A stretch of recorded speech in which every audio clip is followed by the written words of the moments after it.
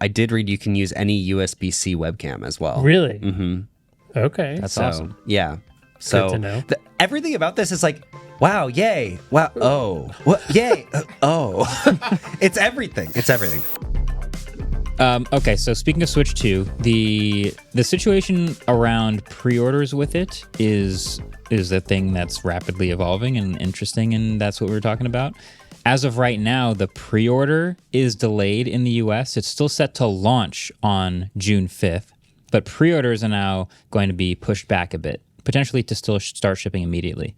And that's because tariffs, lots of fun things happening with the state of the economy. We figured we might as well at least acknowledge tariffs and what they are and what that means, because I think during this entire calendar year and probably beyond, we're going to have many more conversations about the price of the gadgets that we're talking about and how they are affected by tariffs and many other things with the environment. So here's what a tariff is, or at least how I understand it. And then we can go straight to the prices of things. A tariff is a specific lever that can be pulled by a politician that will essentially be a tax on a good that is imported into the country. So for the United States, for example, lots of things that we buy are manufactured outside of the United States. And so if you're a politician here and you want to encourage more U.S. Manufacturing, or you want to encourage more people to buy from U.S. suppliers, then what you'll actually do is add a certain percentage of a penalty for buying from someone outside the U.S. So let's say U.S. supplier costs $10, China supplier costs $5. I add large tariff to China so that when you buy China product, it's actually more expensive than the U.S. Now I'll switch to U.S. supplier. That's the goal of a tariff. It's way more complicated than that. Extremely. Building manufacturing facilities in the U.S. is very you pretty much nailed it. Extremely complicated. There's a lot more to it than that, but that's basically what is happening in the world of electronics, where now, if you look at, say, the iPhone, you might have seen some articles about the iPhone's price potentially going up. It won't be $3,000, by the way. But that is fear-mongering. Yeah, but the idea is lots of parts and assembly happen overseas, and so lots of those things will cost more. And since there is no readily available U.S. equivalent manufacturing, the only choice is the price will have to go up, or maybe they eat into their margins, et cetera, et cetera. So the Switch 2 is affected by this. I think the headline that I saw is that the price of the Switch 2 as it exists does not account for tariffs. Correct. But we don't expect the price to change. We're not sure yet. I think that the reason that... So Doug Bowser, the CEO of Nintendo of America... Incredible name. I know. Does it does not have anything to do. No, it does not. It's just pure coincidence. It is does pure now. coincidence. And it's like, my name is Adam Podcast. So It's kind of like a bad coincidence because he's the villain. It's like But Tiger he's the Woods being a CEO. golfer. Like, you don't want to be in the woods in golf, but like his name is Woods. Like, there's lots of great last names and lots of good opposite There's a last disc names. golfer with the first name Eagle, and in golf great. scoring, it's great, but I feel like that's a lot of pressure. That's true. Yeah. Eagle gets an eagle. Anyway, Bowser is the villain, but also the CEO, who is maybe the villain, but probably not. I don't know. I have no opinion on Doug Bowser, the CEO.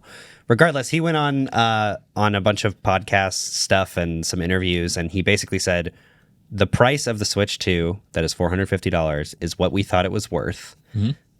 That did not account for tariffs. Yeah. And so while we are assessing the situation in the United States, and that is why we are delaying the pre-orders.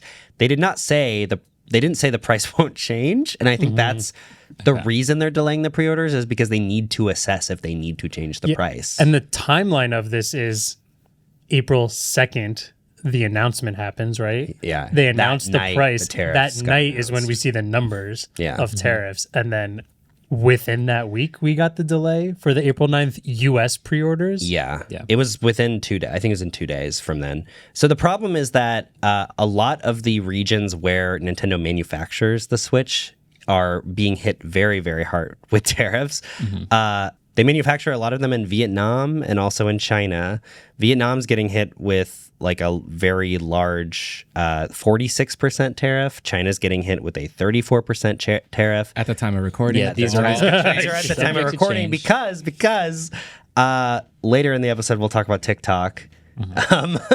That sort of changed things, and then they pull out of a TikTok deal, and that made the government say maybe we'll add an additional 50% to China. So Nintendo really doesn't know what they can do right now. Yeah. Nintendo is just in this very nebulous space where they're like, we literally have no, because they might lose a ton of money on the Switch 2 if they sell it for that price. Yeah. Doug Bowser had also mentioned in this interview that I watched, I believe with CNBC, that they already have a lot of Switch 2s in the United States. So luckily, it seems like they probably could release it at the normal price, but the problem would be once they start Running out of needing stock. more in the United States, that could be a problem, and they don't want to like release a bunch at $450 and then increase the price later. So it's forever changing, and by the time this comes out on Friday, Yeah. we might have more information. So Yeah. It's like the first reaction we saw because of the timing, right? In the tech world, it feels like the first. It's not a price change yet, but it's a direct reaction to what happened because of the timing. And we don't really know what that's going to be. Yeah, we were talking about this before. Like, if you're like, this is going to happen way more during the year. Lots of gadgets are going to come out, and we'll have to. I think we're going to have to speculate about if tariffs were included in pricing. he said they were not. In this, but in the future, now that like we know there's some volatility here, like I don't know. I think in general, we never hear like from the company about why they chose a price for something. Right. So there are lots of economic conditions and suppliers and margins and things that they keep in mind when setting a price for something. And this tariff stuff is another one of those variables. But we never hear from the company about why they picked the price. So I think that's going to continue to be true. I don't imagine any company is going to go, here's our new price. It's higher because of tariffs. I don't think they're going to be able to say that because they never want to change their price. They just want to hopefully predict the future enough to factor in enough margin to be okay if the tariffs change. I feel like they could say that because they are not the government of the country. I thought about that. Like, it kind of takes it off your shoulders. But then if tariffs go away, you're expected to lower the price. That's also And true. that which will is tough. never happen. Yeah. You don't want to do that. Yeah, that's pretty much what happened with. Yeah, and I'm not going to get it. Okay. Yeah. So anyway, well, speaking of the price of things and them not saying generally why they picked the price they did, in the same interview that I watched, they asked why Mario Kart was $80. So this is something that we didn't cover. Actually, I think last week I was like, $60 game because we didn't know. A lot of these games are now $80. Mario Kart World is $80. The new Donkey Kong game is going to be $70.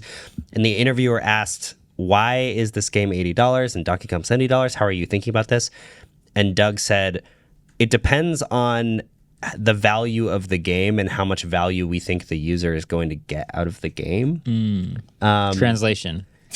I think we can get away with charging this much. Yeah, I mean, I think that they know that Mario Kart is like the console seller, and it's going to be a pack-in game, so it's $50 extra for Mario Kart if you buy the bundle.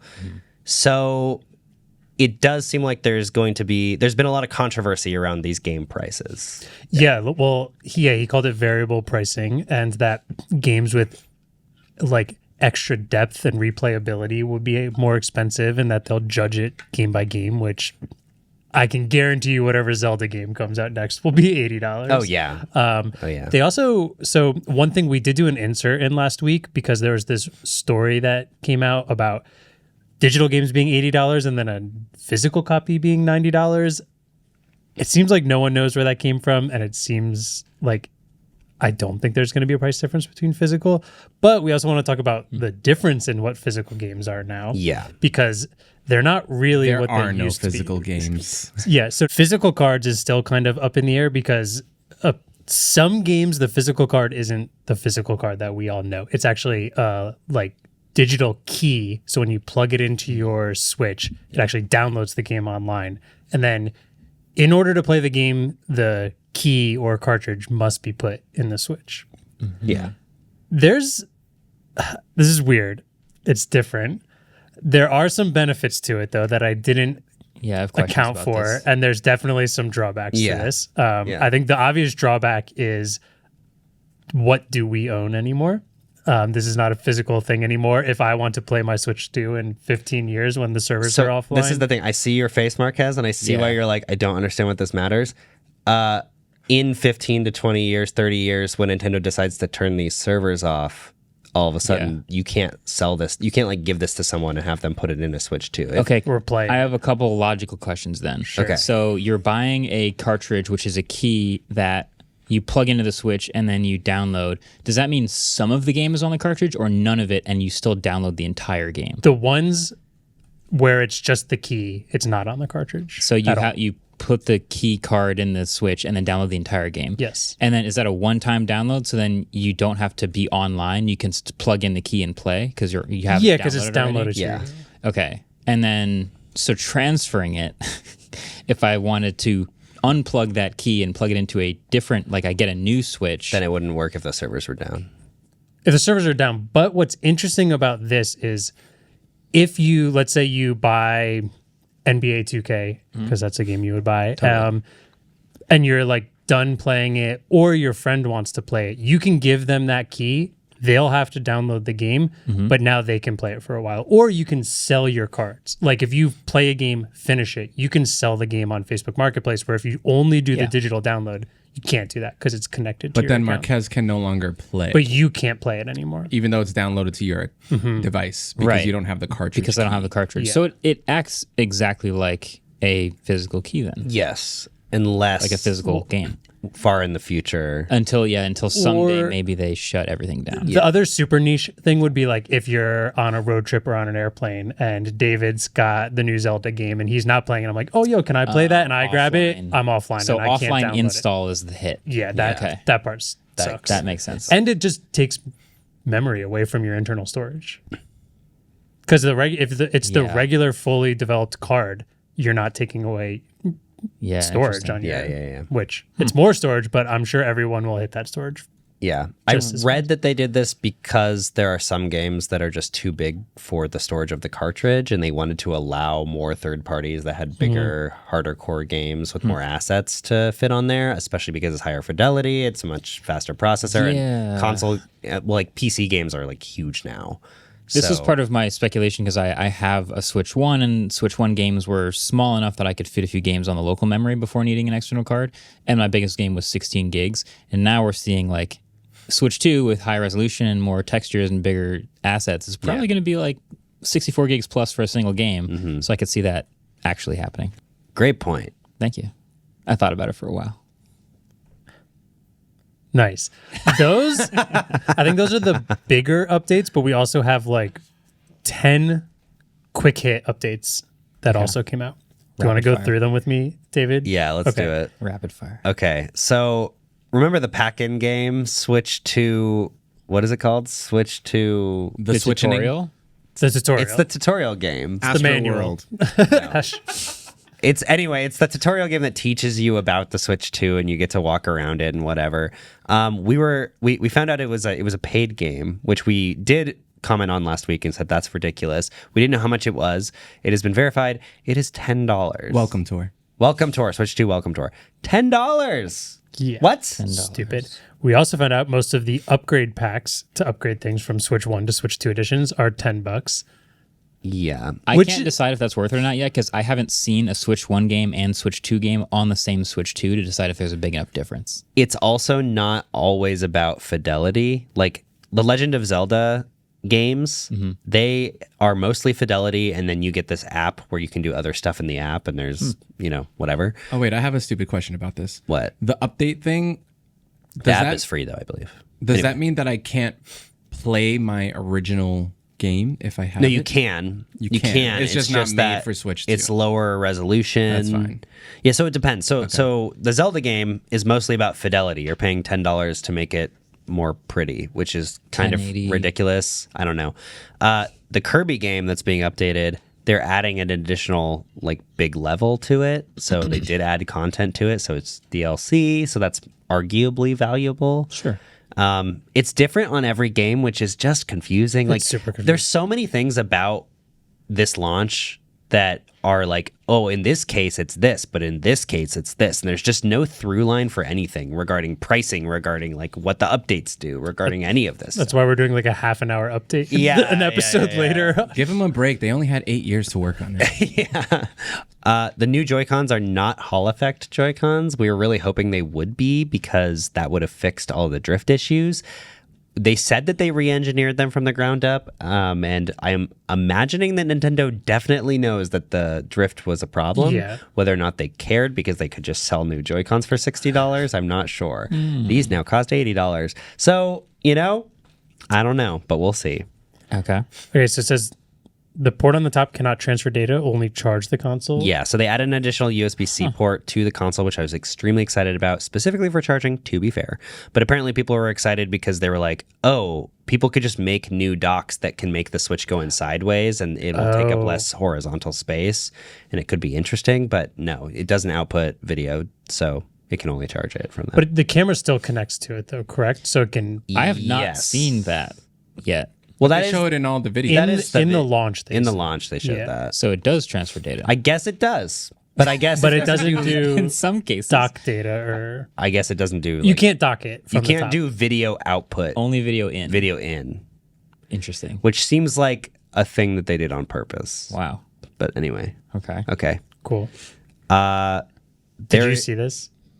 Yeah. Okay. Wait, what? Yeah. Okay, read it. So, What? I know, it's so funny. I didn't want to say it this morning. Okay. You probably saw that there is the Switch camera that's coming out that's in the shape of a piranha plant. Awesome.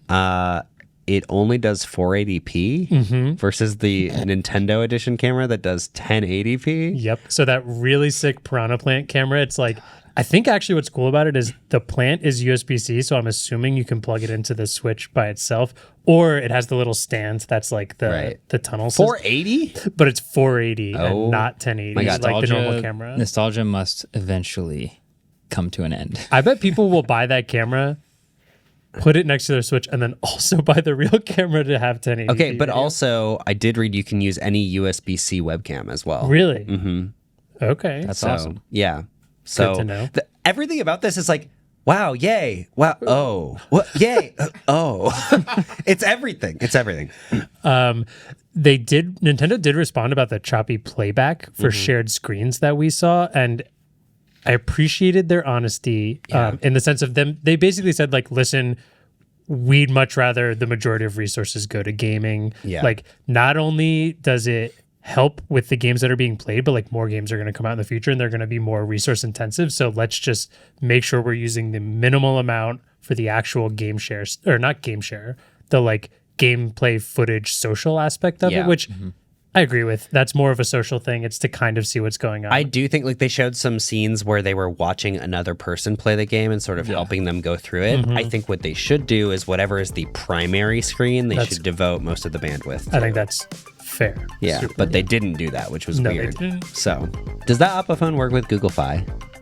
No. Really? Yeah, I specifically looked at the carrier support list, and the bands are not there. Fi is on the does not support list. But does it use T-Mobile? I don't know. I know AT&T was on the yes list. Because a lot of these companies just like to pretend that Google Fi doesn't exist They like. and subscribe. Oh. But because they're an MVNO. Does that stand for moving NVMO. victory? MVNO. I don't know. Subscribing. Subscribe. Is this a Clips Ouch, or is this just more of the episode? Thanks for watching.